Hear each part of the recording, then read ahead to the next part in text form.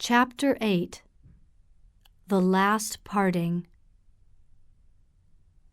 Catherine did not go off with Morris Townsend when she arrived in New York, but she did hear news of him from her aunt during her first evening home. In fact, while she had been away, Morris had been a frequent visitor in Washington Square, taking tea with Mrs. Penniman and sitting in Dr. Sloper's study to smoke cigars. Mrs. Almond had told her sister that she was behaving foolishly. "You should not be so friendly with him, Lavinia," she said. "He will make Catherine a bad husband. If he marries her and she doesn't get Austin's money, he will hate her for his disappointment and will be cruel to her. The poor girl will have a miserable life."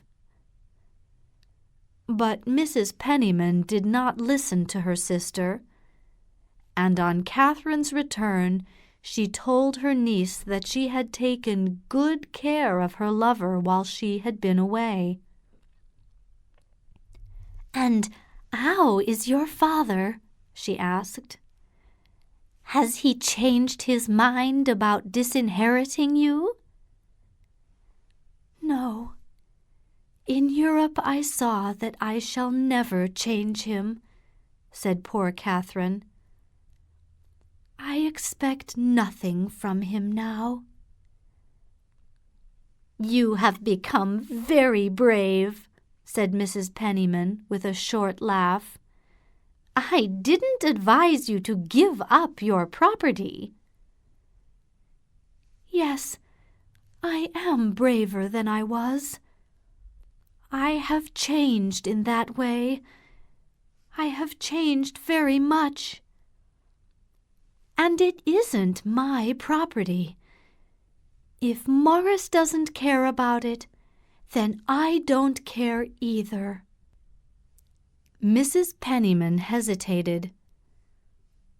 "Perhaps he does care about it." "He cares about it because he doesn't want to injure me.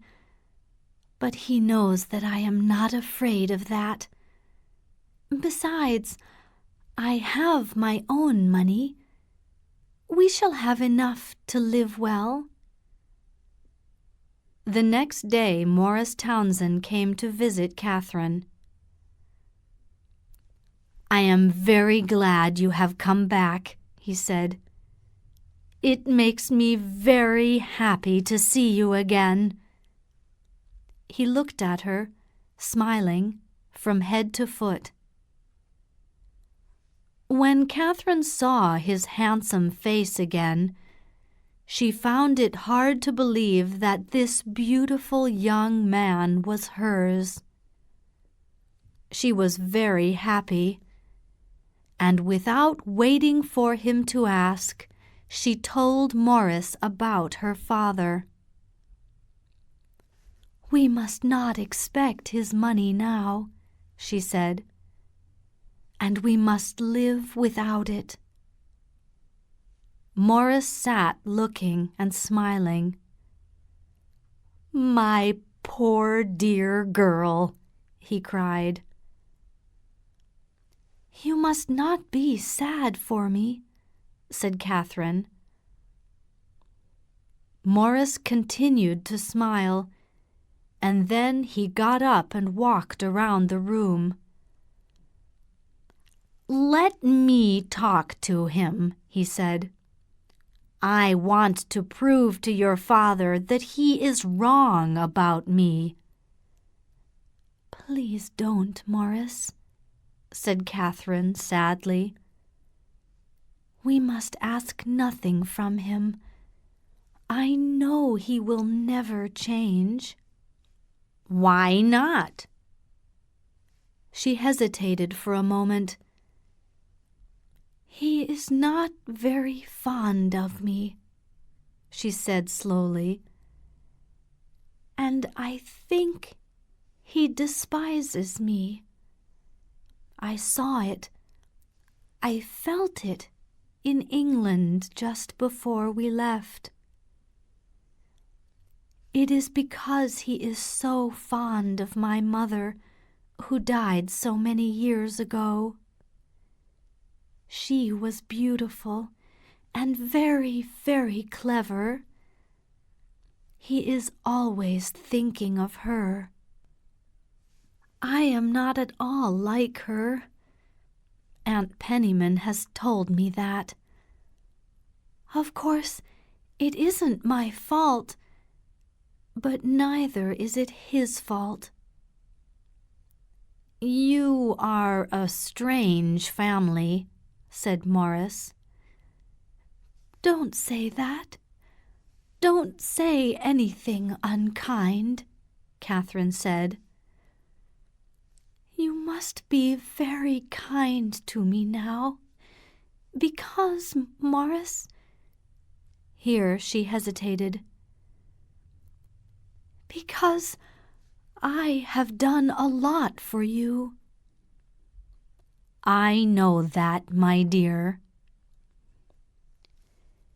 It has been terrible for me to feel so distant from my father, to feel that he despises me. I would be so miserable if I didn't love you. We must be very happy together. And Morris, you must never despise me. This was an easy promise to make, and Morris made it. But for the moment, he made no further promises. Dr. Sloper spoke to both his sisters soon after his return. He told Mrs. Penniman that he would never accept Morris Townsend as a son-in-law, and he told Mrs. Almond that he was now no longer amused by Catherine, only annoyed.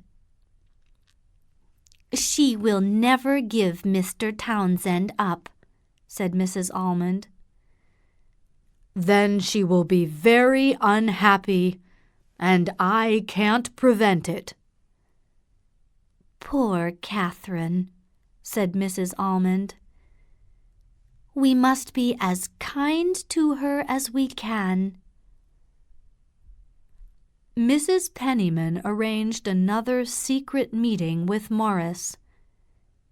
They went for a long walk together, and she told him what the doctor had said. He will never give us a penny, said Morris angrily. After a pause, he added, I must give her up. Mrs. Penniman was silent for a moment. Though she thought of Morris as a son, she was also a little afraid of him. I think I understand you, she said gently. But my poor Morris, do you know how much she loves you? No, I don't. I don't want to know. It will be very hard for Catherine, said Mrs. Penniman. You must help her. The doctor will help you. He will be delighted with the news. He will say, I always told you so. Morris blushed bright red. I find this all very unpleasant, he said. A true friend would try and make it easier for me.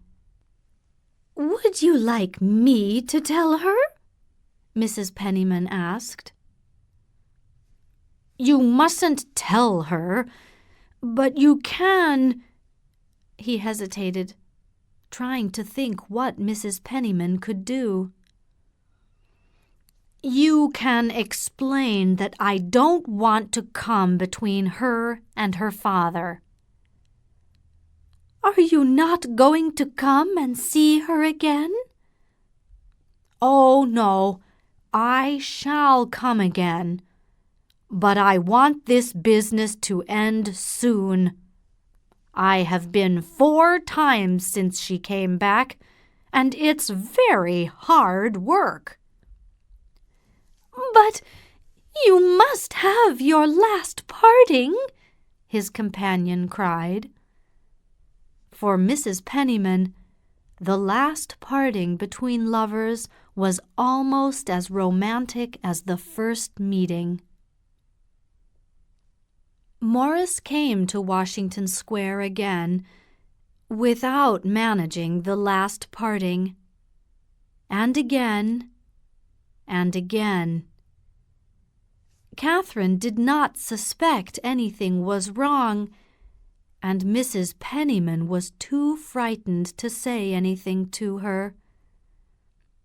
During each visit, the poor girl waited for Morris to name the day of their wedding. But he never stayed more than a few minutes, and seemed so uncomfortable that at last she became worried. "Are you sick?" she asked him. "I am not at all well," he said, "and I have to go away." "Go away? Where are you going, Morris?" He looked at her, and for a second or two she was afraid of him. "Will you promise not to be angry?" he said. "Angry? Do I get angry?" "I have to go away on business, to New Orleans." "What is your business?" "Your business is to be with me." He told her a long story about a chance he had to make a lot of money buying cotton. But Catherine took his arm in her 2 hands and spoke more violently than he had ever heard her speak before. "You can go to New Orleans some other time. This isn't the moment to choose. We have waited too long already." "You said you would not be angry," cried Morris. He got up to leave. "Very well. We won't talk about it any more. I will do the business by letter." "You won't go?" said Catherine, looking at him. Morris wanted to argue with her. It would make it easier for him to break away. "You mustn't tell me what to do," he said. "Try and be calmer the next time I come." "When will you come again?" "I will come next Saturday," said Morris. "Come tomorrow," Catherine begged. "I want you to come tomorrow. I will be very quiet." Suddenly, she felt very frightened and did not want him to leave the room. Morris kissed the top of her head. Catherine felt her heart beat very fast. "Will you promise to come tomorrow?" "I said Saturday," Morris answered, smiling. He tried to be angry at one moment and smile at the next. It was all very difficult and unpleasant. "Yes, Saturday too," she answered, trying to smile. "But tomorrow first." He was going to the door, and she went with him quickly. "I am a busy man," cried Morris. His voice was so hard and unnatural that she turned away. He quickly put his hand on the door, but in a moment she was close to him again, murmuring, "Morris, you are going to leave me." "Yes, for a little while, until you are reasonable again." "I shall never be reasonable in that way." She tried to keep him longer. "Think of what I have done," she cried. "Morris, I have given up everything." "You shall have everything back." "You wouldn't say that if you didn't mean something. What is it? What has happened? What have I done? What has changed you?" "I will write to you. That is better." "You won't come back," she cried, tears running down her face. "Dear Catherine," he said, "don't believe that. I promise you that you shall see me again." And he managed to get away and to close the door behind him. For many hours Catherine lay crying on the sofa. He had said he would return, but she had seen an expression on his face that she had never seen before. He had wanted to get away from her. He had been angry and cruel, and said strange things with strange looks. She tried to believe that he would come back. She listened, hoping to hear his ring at the door, but he did not return, nor did he call or write the next day. On Saturday, Catherine sent him a note. "I don't understand," she wrote. "Morris, you are killing me." The pain in Catherine's heart was terrible, but she was desperate to hide from her father what had happened. So she tried very hard to be brave. She ate her meals, went on with her daily life as usual, and said nothing to anybody. "I am afraid you are in trouble, my dear," Mrs. Penniman said to her. "Can I do anything to help you?"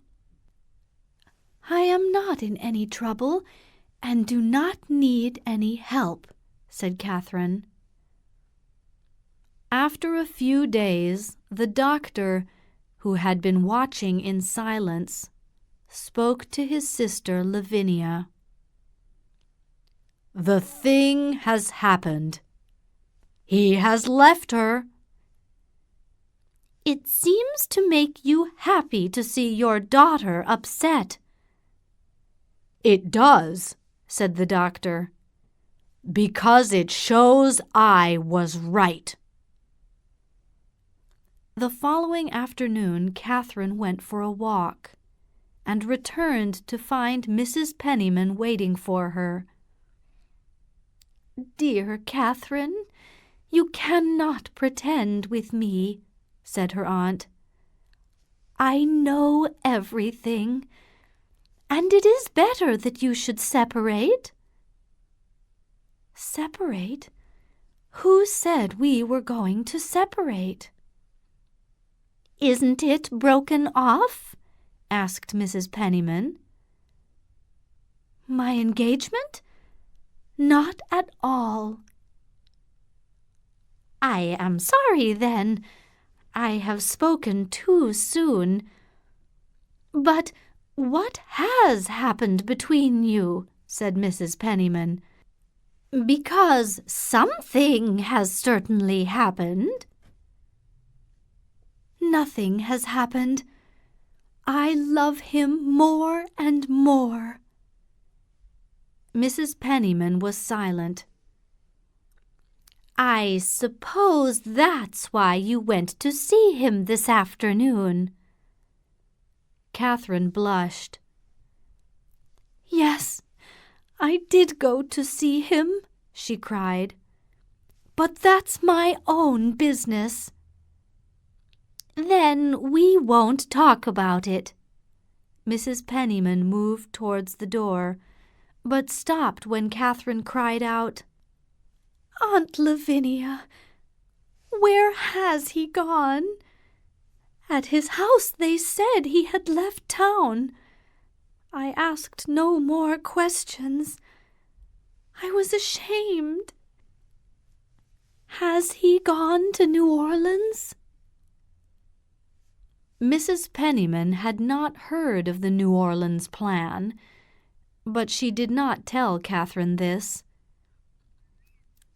"If you have agreed to separate," she said, "the further he goes away, the better." Catherine stared. "Agreed? Has he agreed it with you?" "He has sometimes asked for my advice." "Is it you, then, that has changed him?" Catherine cried. "Is it you that has taken him from me? How could you be so cruel? What have I ever done to you?"